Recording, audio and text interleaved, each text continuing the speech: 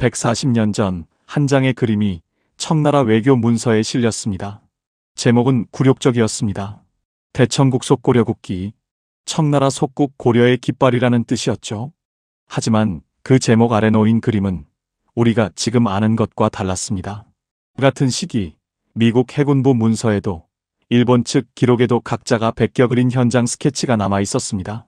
모두 조금씩 달랐지만 한 가지는 정확히 일치했습니다. 흰 바탕의 가운데 소용돌이, 그리고 네 모서리의 선들. 이건 표준화 이전의 원형이었습니다.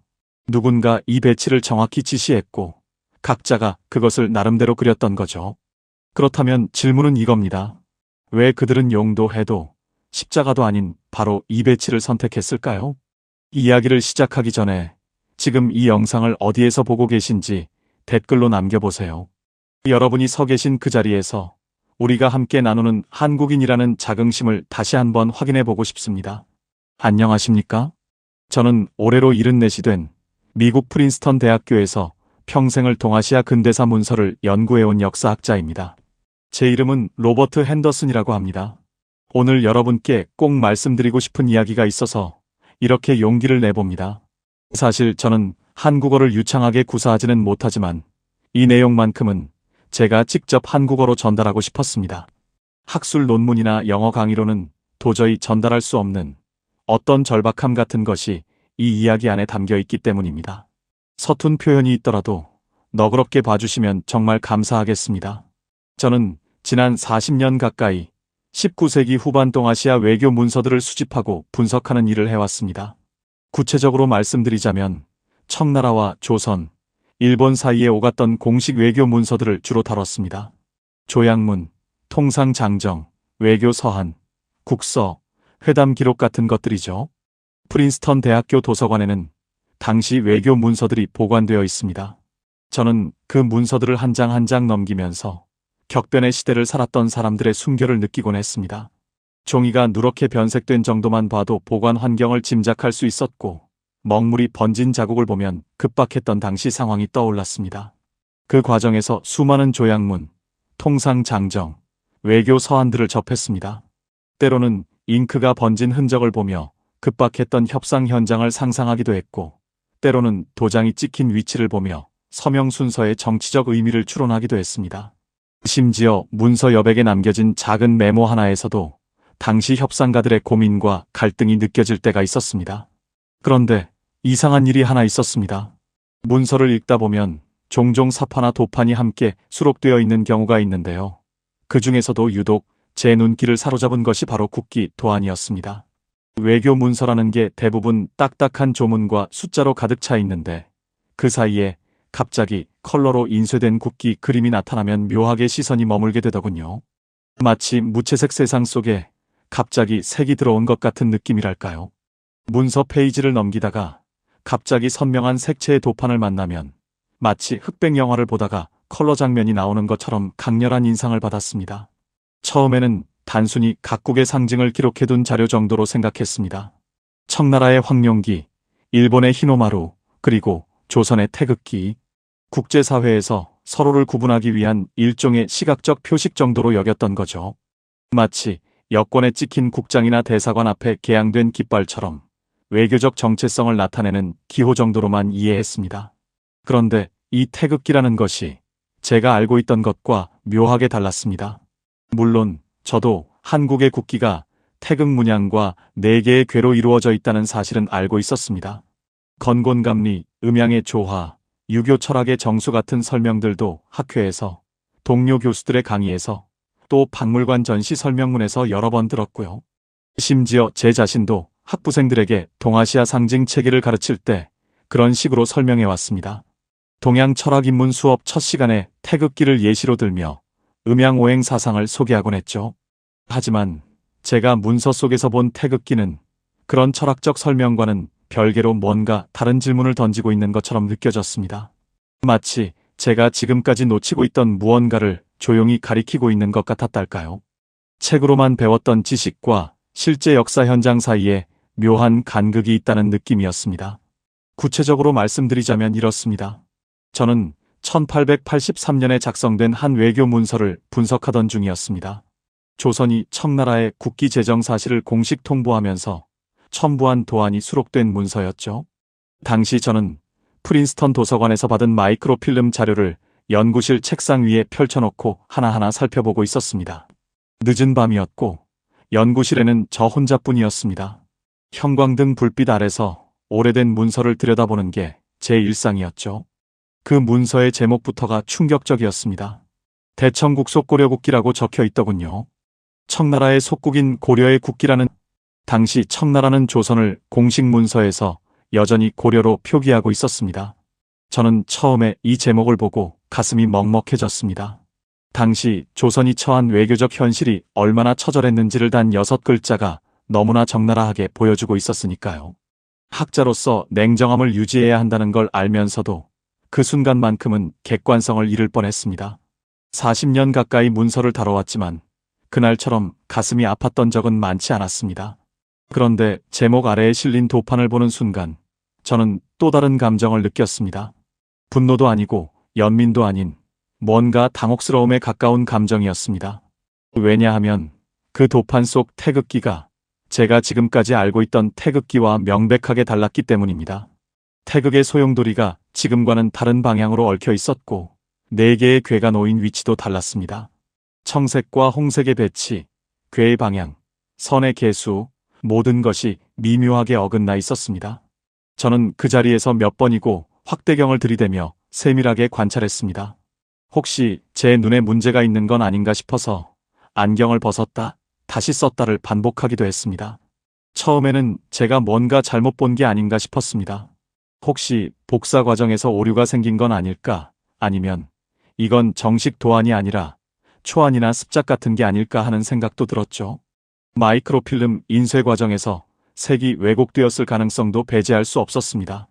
디지털 스캔 기술이 발달하기 전이라 아날로그 복사본의 정확도를 완전히 신뢰하기 어려웠던 시절이었으니까요. 그래서 저는 다른 자료들을 찾아보기 시작했습니다. 같은 시기에 작성된 다른 외교 문서들, 미국 해군부에 보관된 국기, 도감, 일본 측 기록에 남아있는 조선 국기, 스케치들을 모두 뒤졌습니다. 여러 기관의 자료들을 확인했습니다. 몇 주 동안 거의 잠을 못 잘 정도로 이 문제에 매달렸던 기억이 납니다. 동료들은 제가 지나치게 집착한다고 걱정하기도 했지만 저는 멈출 수가 없었습니다. 그리고 놀라운 사실을 발견했습니다. 초기 태극기는 단 하나의 형태로 존재하지 않았다는 것입니다. 1882년 박영효가 일본으로 가는 배 안에서 그렸다는 태극기, 그보다 앞서 이응준이 미국에 전달했다는 태극기, 그리고 제가 본 통상장정 속 태극기까지 모두 조금씩 달랐습니다. 하지만 이상하게도 모두 태극과 4개의 궤라는 기본 구조만큼은 정확히 일치했습니다. 이건 우연이 아니었습니다. 분명 어떤 합의된 원칙이 있었던 겁니다.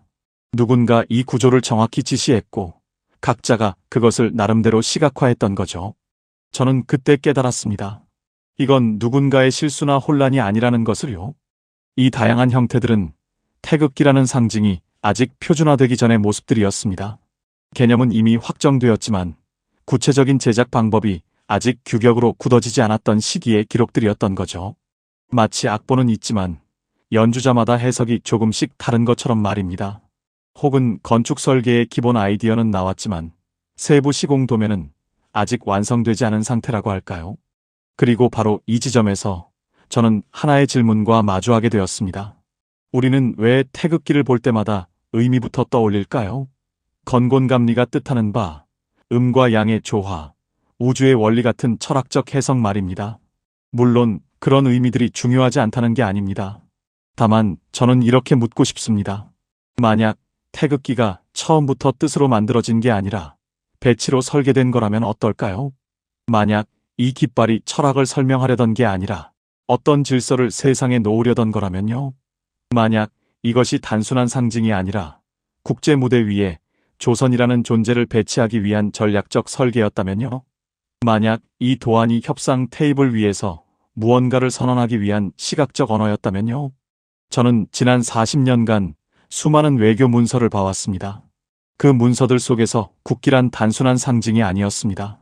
그것은 협상 테이블 위에 놓이는 일종의 선언이었고 국제 질서 속에서 자신의 위치를 드러내는 배치였습니다. 청나라는 용을 그렸고 일본은 해를 그렸습니다. 그렇다면 조선은 왜 태극을 선택했을까요? 그리고 왜 4개의 괴만을 배치했을까요?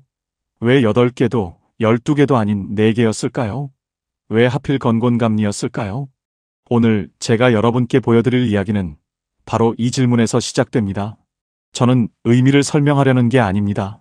저는 그저 1883년 외교 현장에 실제로 놓여있던 그 배치를 여러분께 보여드리고 싶을 뿐입니다. 그리고 그 배치가 우리가 지금까지 알던 것과 어떻게 다른지, 그 차이가 무엇을 말하는지를 함께 생각해보고 싶습니다. 태극기는 감정의 대상이 아닙니다. 그것은 기록입니다. 그리고 모든 기록이 그렇듯 태극기 역시 우리에게 질문을 던집니다. 지금부터 그 질문을 함께 따라가 보시겠습니까? 자, 그럼 이제 본격적으로 그 문서 이야기를 시작해 보겠습니다. 제가 말씀드린 그 도판이 실린 문서의 정식 명칭은 통상장 정성안 희편이라고 합니다. 한자로 쓰면 통상장 정성안 희편, 직역하자면 통상장정이 성안된 것들을 모아 엮은 책이라는 뜻입니다. 이 문서는 1886년에 편찬되었는데요. 청나라가 주변국들과 맺은 통상조약과 관련 자료들을 한데 모아놓은 일종의 외교문서 모음집이라고 보시면 됩니다. 지금으로 치면 외교부 공식 자료집 같은 거죠. 당시 청나라 조정에서 국제관계를 관리하고 기록하기 위해 공식적으로 편찬한 문서였습니다. 그런데 이 책이 왜 중요하냐면 단순한 조약문 모음이 아니라 당시 국제질서 속에서 청나라가 어떻게 자신의 위치를 규정하고 있었는지를 보여주는 기록이기 때문입니다. 청나라 입장에서 보면 자신들과 조약을 맺은 나라들의 목록이자 일종의 외교관계 지도였던 셈이죠. 누가 우리의 속국이고 누가 대등한 조약 상대국이고 누가 우리보다 강한 열강인지를 구분하는 일종의 외교 서열표이기도 했습니다. 그리고 그 안에 각국의 국기 도판이 컬러로 수록되어 있었습니다. 미국, 영국, 프랑스, 독일, 러시아 같은 서구 열강들의 국기와 함께 조선의 국기도 들어 있었습니다. 각 나라의 국기 도판 옆에는 간단한 설명과 조약 체결 연도 같은 정보들이 함께 기록되어 있었죠. 저는 이 문서를 처음 봤을 때 먼저 목차부터 훑어봤습니다. 어떤 나라들이 실려 있는지, 어떤 순서로 배치되어 있는지를 확인하고 싶었거든요. 외교 문서에서 순서란 단순한 배열이 아니라 정치적 의미를 담고 있는 경우가 많으니까요. 그리고 조선 관련 부분을 찾았습니다. 페이지를 넘기는데 손이 떨렸던 기억이 납니다. 학자로서 이런 감정적 반응을 보이는 게 부끄러웠지만 어쩔 수 없었습니다. 40년 가까이 문서를 다뤄왔지만 그날만큼은 마치 처음 아카이브에 들어간 대학원생처럼 긴장되더군요. 그리고 드디어 그 페이지가 나타났습니다.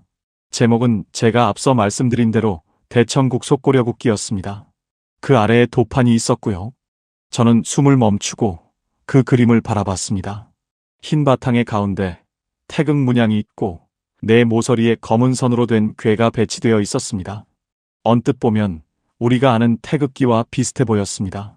색감도 선명했고 인쇄 상태도 양호한 편이었습니다. 하지만 자세히 들여다보니 분명한 차이가 있었습니다. 처음에는 제 눈을 의심했지만 몇 번을 다시 봐도 차이는 명확했습니다.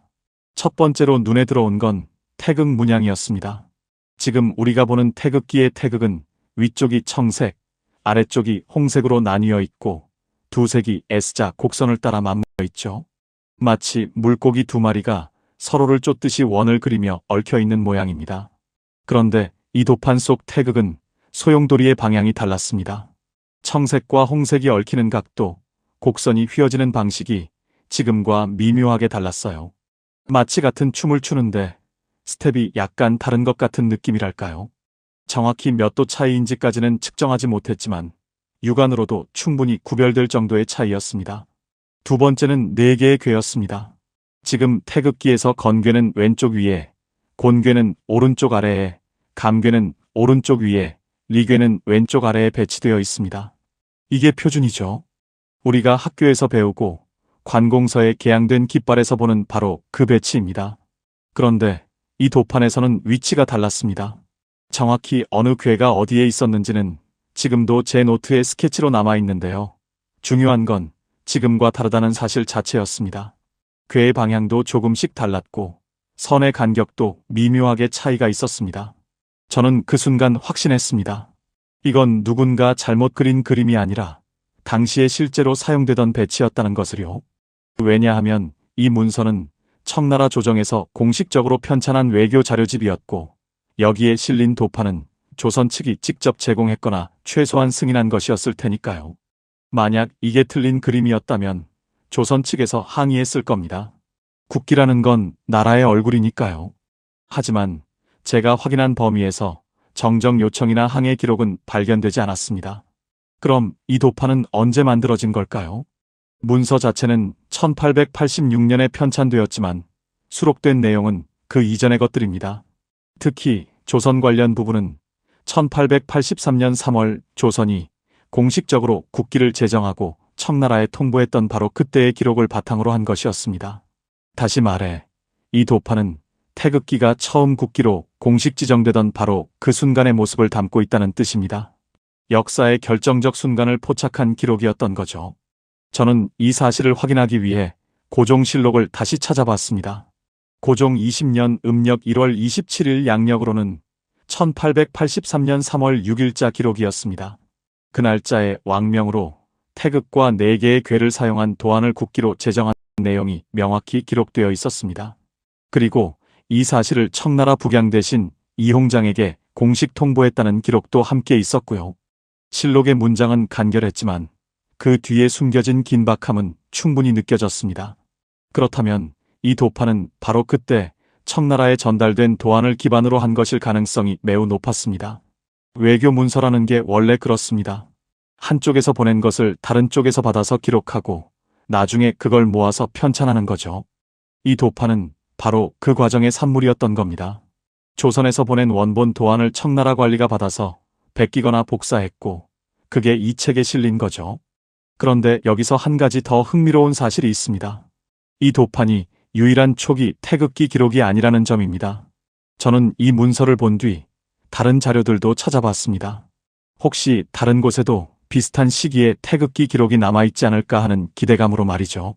그리고 발견한 게 미국 해군부에서 1882년 7월에 발행한 해양 국가들의 깃발이라는 책이었습니다. 영어로는 플래그즈 오브 메러타임 네이션즈라고 하는데 당시 세계 각국의 국기를 모아놓은 일종의 도감이었죠.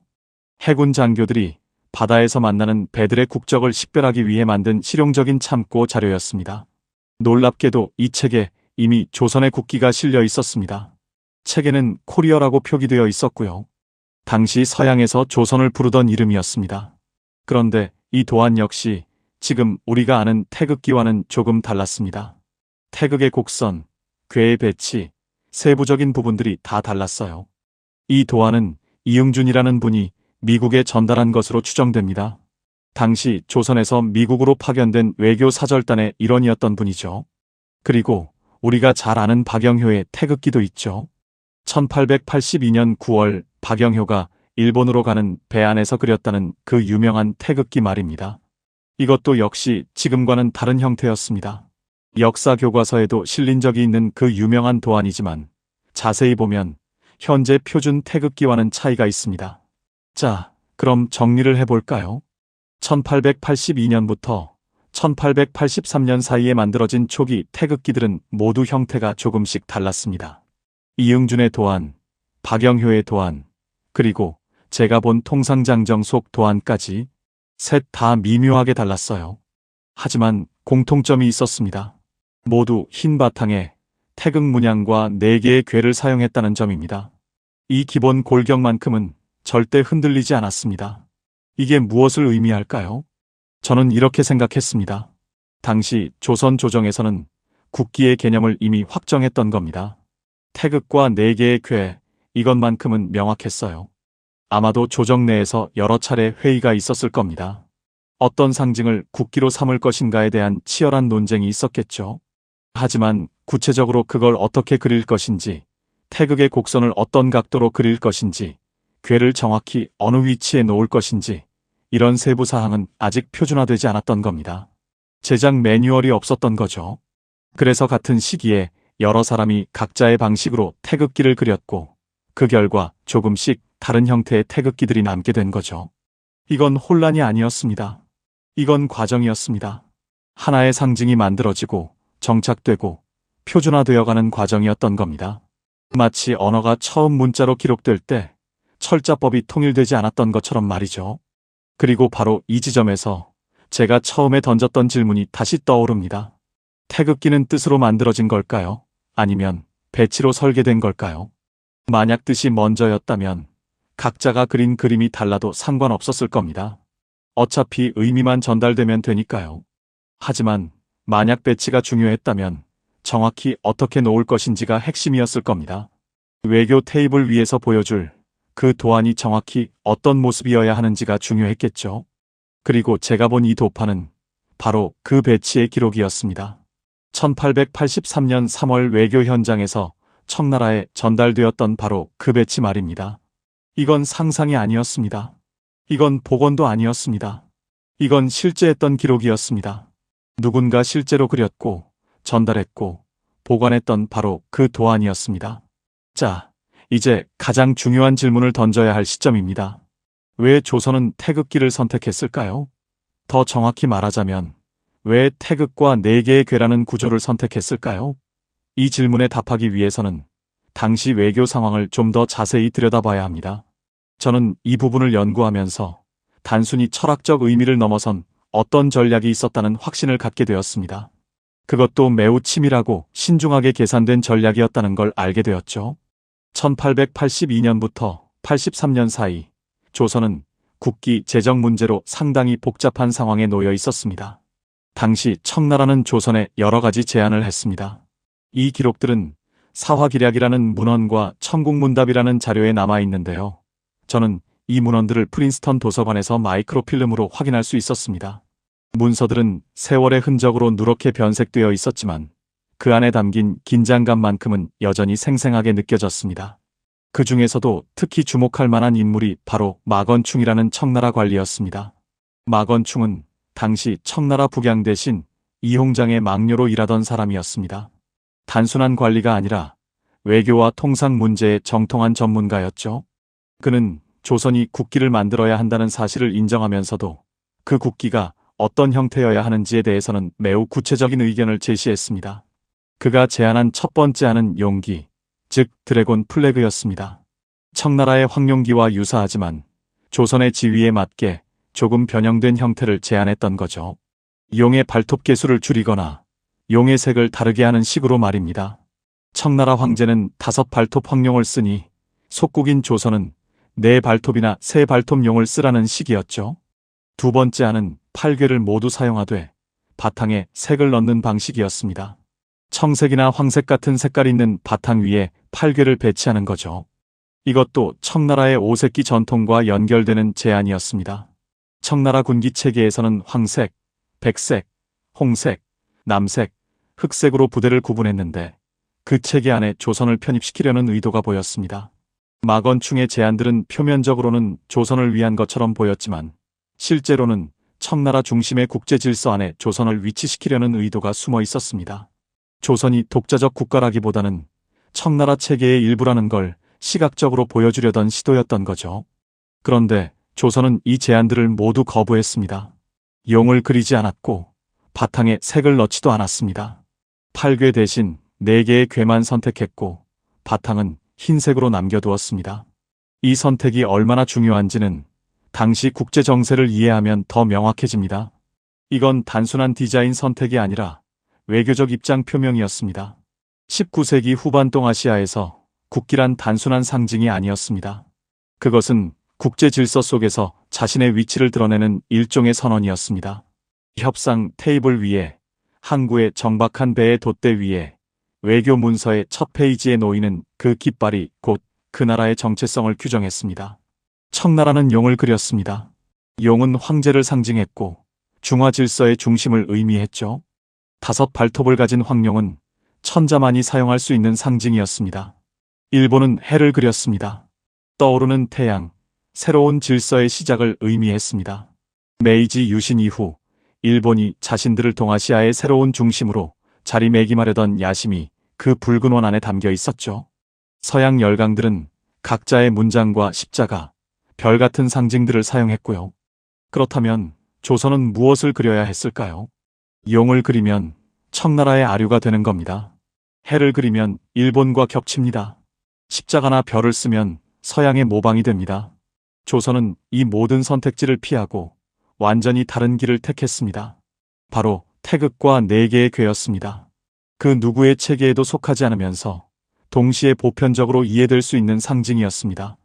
이 선택의 의미를 이해하기 위해 저는 당시 조선 조정 내부의 논의 과정을 추적해 봤습니다. 물론 상세한 회의록이 남아있는 건 아닙니다. 하지만 단편적인 기록들을 모으면 당시 논의 과정을 추정해 볼 수 있습니다. 고종실록, 승정원 일기, 그리고 당시 관료들의 문집에 흩어져 있는 기록들을 종합해보면 조선 조정은 매우 신중하게 이 문제를 고민했던 것 같습니다. 여러 차례 회의가 있었고 다양한 의견이 제시되었을 겁니다. 누군가는 용을 받아들이자고 했을 수도 있고 누군가는 완전히 새로운 상징을 만들자고 했을 수도 있습니다. 태극이라는 상징은 이미 조선 사회에 깊이 뿌리내려 있었습니다. 유교 경전에도 나오고 성리학자들이 즐겨 논했던 개념이기도 했죠. 궁궐 천장에도 사찰 단청에도 선비들의 책가도에도 태극 문양은 이미 존재하고 있었습니다. 하지만 중요한 건 이 상징이 중국에만 속한 게 아니라는 점이었습니다. 태극은 특정 왕조나 황제를 상징하지 않았습니다. 외교 현장에서는 무엇보다 식별성이 중요했는데 단순하고 명료한 배치가 그 조건을 충족했습니다. 하늘과 땅, 음과 양, 시작과 끝이 얽혀 돌아가는 그 근본적인 질서 말입니다. 누구의 소유물도 아닌 모두가 공유하는 우주적 진리였던 거죠. 네 개의 궤도 마찬가지였습니다. 8궤 전체를 쓰면 너무 복잡했을 겁니다. 외국인들이 보기에도 알아보기 어렵고 깃발로 만들기에도 번거로웠겠죠. 멀리서 봤을 때 식별이 어려웠을 겁니다. 그래서 핵심만 추렸습니다. 건곤감리, 하늘, 땅, 물, 불, 우주를 구성하는 가장 기본적인 네 가지 원소였습니다. 이것만으로도 충분히 의미가 통했습니다. 동양 철학을 아는 사람에게는 깊은 의미로 읽혔고 모르는 사람에게도 시각적으로 명확한 구조로 보였습니다. 그런데 여기서 제가 주목한 건 단순함이었습니다. 태극기는 놀라울 정도로 단순합니다. 청나라 황룡기처럼 복잡한 용의 형상도 없고 서양 국기들처럼 여러 문장이 겹쳐진 것도 아닙니다. 그냥 흰 바탕에 태극 하나, 궤 4개. 끝입니다. 이 단순함이 바로 힘이었습니다. 복잡한 건 기억하기 어렵지만 단순한 건 한 번 보면 잊히지 않습니다. 단순하다는 건 명료하다는 뜻입니다. 멀리서 봐도 한눈에 알아볼 수 있고 쉽게 기억됩니다. 항구에 정박한 배의 돛대에 걸려 있어도 외교관 집무실 벽에 걸려 있어도 한눈에 조선의 깃발임을 알 수 있었습니다. 그리고 무엇보다 어떤 특정한 왕조나 지배자에 종속되지 않는다는 의미를 담고 있었습니다. 용은 황제의 것이지만 태극은 누구의 것도 아닙니다. 아니, 정확히 말하면 모두의 것입니다. 보편적 원리였으니까요. 저는 이 지점에서 깨달았습니다. 태극기는 의미를 설명하려고 만든 게 아니었다는 것을요. 그것은 배치를 선언하려고 만든 것이었습니다. 외교 테이블 위에 국제 질서 속에 조선이라는 나라를 어떻게 놓을 것인가. 그 배치의 선언이었던 겁니다. 우리는 여기에 이렇게 존재한다. 라는 시각적 선언이었습니다. 청나라의 용기를 거부한 것은 우리가 너희의 아래에 있지 않다는 선언이었습니다. 일본의 해를 따라하지 않은 것은 우리가 너희의 길을 걷지 않는다는 선언이었습니다. 서양의 십자가나 별을 쓰지 않은 것은 우리가 너희의 체계를 그대로 받아들이지 않는다는 선언이었습니다. 대신 조선은 태극을 선택했습니다. 누구에게도 속하지 않으면서 동시에 누구나 이해할 수 있는 보편적 원리를 선택한 겁니다. 그리고 그 원리를 배치의 형태로 구현했습니다. 가운데 태극, 네 모서리의 궤.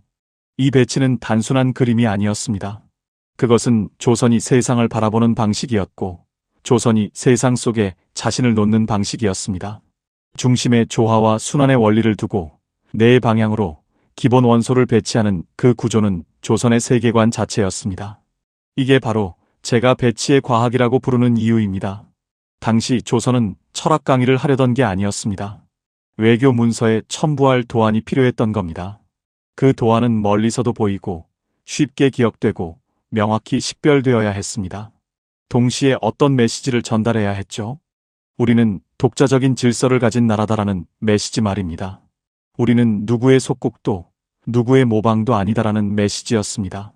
그래서 초기 태극기들이 세부적으로 달랐던 건 문제가 아니었습니다. 중요한 건 배치의 개념이었으니까요. 태극이 가운데 있고 4개의 궤가 내 모서리에 있다. 이 기본 배치만 지켜지면 세부적인 곡선이나 각도는 조금씩 달라도 괜찮았던 겁니다. 마치 건축에서 기본 구조가 중요한 것처럼 말이죠. 세부 장식은 달라도 뼈대만 똑같으면 같은 건물인 것처럼요. 그리고 바로 이 배치가 1883년 3월 청나라에 전달되었습니다. 대청국속고려국기라는 굴욕적인 제목 아래에서도 그 배치만큼은 흔들리지 않았습니다. 용도 없고 색깔 있는 바탕도 없고 오직 흰 바탕 위에 태극과 4개의 궤만 있었습니다. 그 단순하고 명료한 배치가 모든 걸 말해주고 있었습니다. 이건 단순한 국기가 아니었습니다. 이건 질서에 대한 선언이었습니다. 우리는 이렇게 세상을 본다. 우리는 이렇게 세상 속에 우리를 놓는다. 라는 선언이었습니다. 그리고 그 선언은 말이 아니라 배치로 이루어졌습니다. 긴 설명도 철학적 논증도 필요 없었습니다. 그냥 그 배치 자체가 모든 걸 말해주었습니다. 저는 이 사실을 깨닫고 나서 태극기를 보는 제 시선이 완전히 바뀌었습니다. 이제 저는 태극기를 볼 때마다 건곤감리의 의미를 떠올리지 않습니다. 대신 1883년 그 외교 현장을, 청나라 관리 앞에 놓였을 그 도안을, 그리고 그 도안을 통해 선언되었을 그 조용하지만 확고한 메시지를 떠올립니다. 태극기는 설명이 아니었습니다. 그것은 배치였습니다. 자, 이제 마지막 질문이 남았습니다. 이 모든 이야기가 오늘 우리에게 무엇을 말하는 걸까요? 1883년의 그 도판, 그 배치, 그 선언이 왜 지금 이 순간에도 중요한 걸까요? 저는 프린스턴에서 40년 가까이 동아시아 역사를 연구해온 사람으로서 이 질문에 대한 제 나름의 답을 찾았습니다. 그리고 그 답은 놀랍게도 한반도, 바로 이 땅 자체와 연결되어 있었습니다. 태극기를 소중히 여기는 이유가 무엇일까요? 많은 사람들이 감정적인 이유를 댑니다. 애국심, 자긍심, 선조들의 희생 같은 것들이죠. 물론 그런 감정들도 중요합니다. 하지만 저는 학자로서 조금 다른 각도에서 이 질문에 접근하고 싶습니다. 태극기가 소중한 진짜 이유는 그것이 감정이 아니라 기록으로 남아있기 때문입니다. 제가 본 통상장 정성안이 편 속 도판은 상상이 아닙니다. 누군가 나중에 복원한 것도 아닙니다. 그것은 1883년 3월 실제로 외교 현장에 놓여있던 바로 그 배치의 기록입니다. 서울대학교 규장각에 보관되어 있고 관리번호도 있고 누구나 확인할 수 있는 실물입니다. 이게 얼마나 중요한지 아십니까? 역사란 기록입니다. 기록이 없으면 역사도 없습니다. 아무리 감동적인 이야기라도, 아무리 위대한 업적이라도 기록으로 남지 않으면 그냥 전설이 됩니다. 검증할 수 없고 확인할 수 없고 결국 잊혀집니다. 하지만 기록으로 남아있으면 다릅니다. 누구도 부정할 수 없습니다. 시간이 지나도 사라지지 않습니다. 태극기는 바로 그런 기록입니다. 1883년 조선은 청나라로부터 속국이라는 굴욕적인 호칭을 감수해야 했습니다. 대청국속고려국기라는 제목은 그 현실을 적나라하게 보여줍니다. 하지만 바로 그 제목 아래에 조선은 자신들의 배치를 놓았습니다.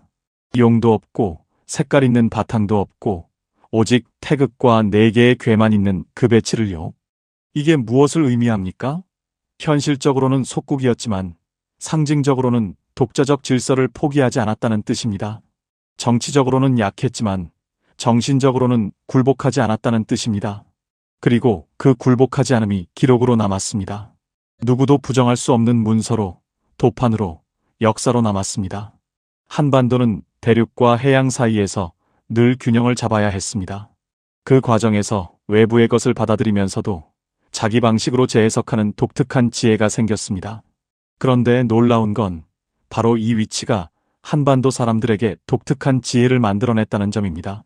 대륙의 철학도 알고 해양의 실용성도 아는 사람들이 된 겁니다. 하나의 체계에 갇히지 않고 여러 체계를 이해하고 조화시킬 수 있는 능력을 갖게 된 거죠. 태극기의 배치가 바로 그 지혜를 보여줍니다.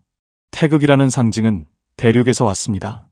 유교 경전, 성리학, 음양 오행 사상, 이 모든 게 대륙 문명의 산물이죠.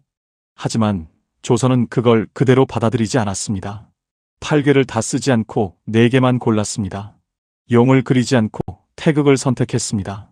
색을 넣지 않고 흰 바탕을 유지했습니다. 대륙의 상징을 빌렸지만 자신들의 방식으로 재해석한 겁니다. 이게 바로 한반도의 방식입니다.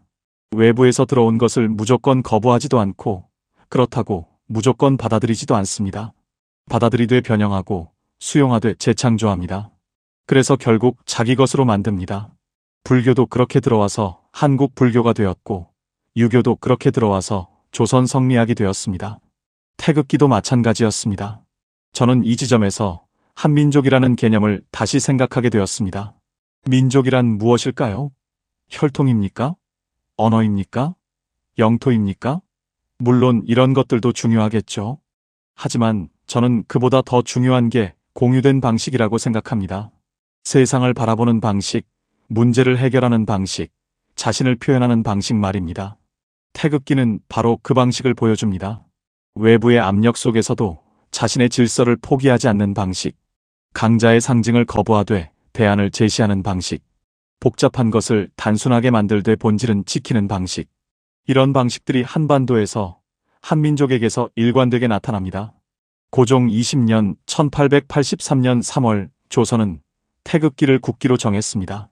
그때 조선은 정치적으로 매우 약했습니다. 청나라는 속국이라고 불렀고 일본은 호시탐탐 기회를 노렸고 서양 열강들은 조선을 개항시키려 압박했습니다. 하지만 바로 그 순간 조선은 자신들의 배치를 선언했습니다. 우리는 이렇게 존재한다고, 우리는 이런 질서를 믿는다고 말입니다. 그 선언이 기록으로 남았습니다. 청나라 문서에도 미국 해군부 도감에도 일본 측 기록에도 남았습니다.